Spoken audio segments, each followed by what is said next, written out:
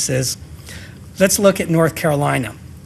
North Carolina is roughly 11th in the United States among the states in access to high-speed lines.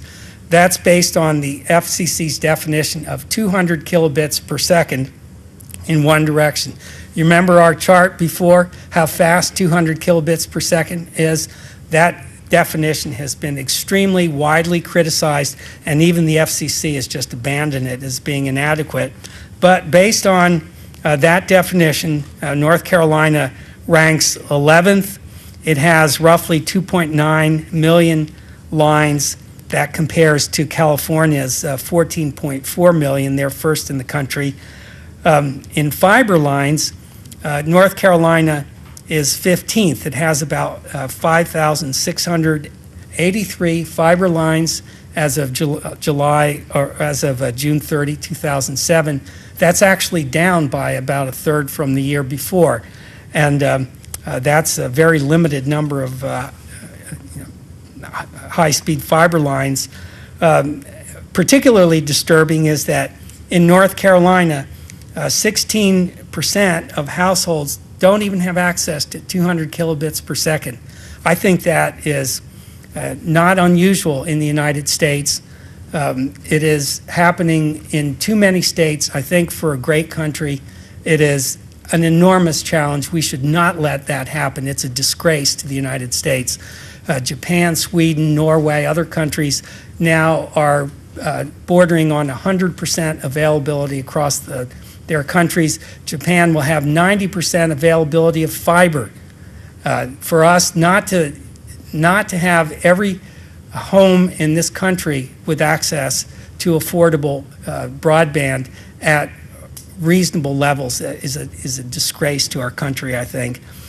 In North Carolina, 21 counties before had less than 70% access to high-speed lines, of which 4 had access to less than, 50% of those counties had less than 50% access through the work of ENC.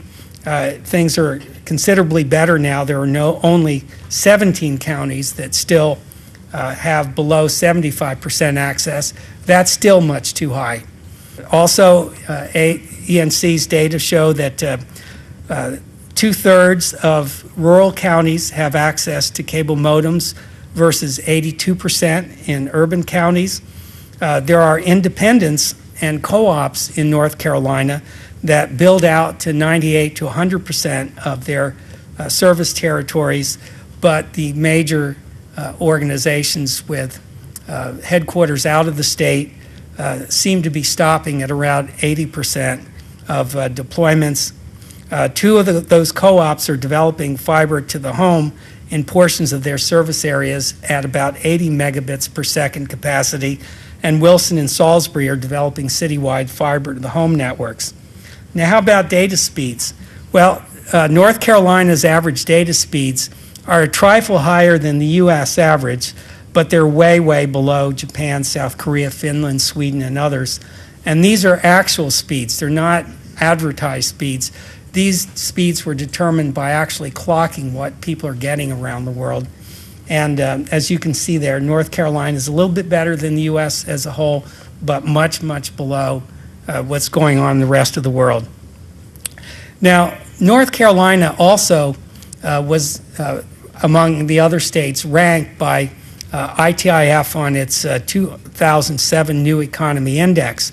This index is designed to determine where the new economies are, what kinds of economies at the state level encourage entrepreneurship and knowledge-based economies, which they claim to be the key to the success in the emerging global economy.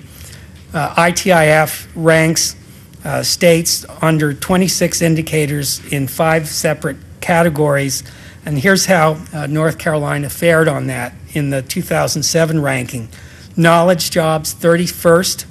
Globalization, 17th. Economic dynamism, 27th. Transition to a digital economy, 36th. Innovation capacity, 21st. Overall rank, 26th. And so why so low? the authors of this index took a look at that situation and determined that a good part of the reason is that outside of the high technology areas in the state, much of the state is old economy, not new economy. Now, I raise these statistics not in any way to be critical of North Carolina, but to say that there's a lot of room for improvement, and the first step in improvement is recognizing what the level of the challenge is. And you know, there's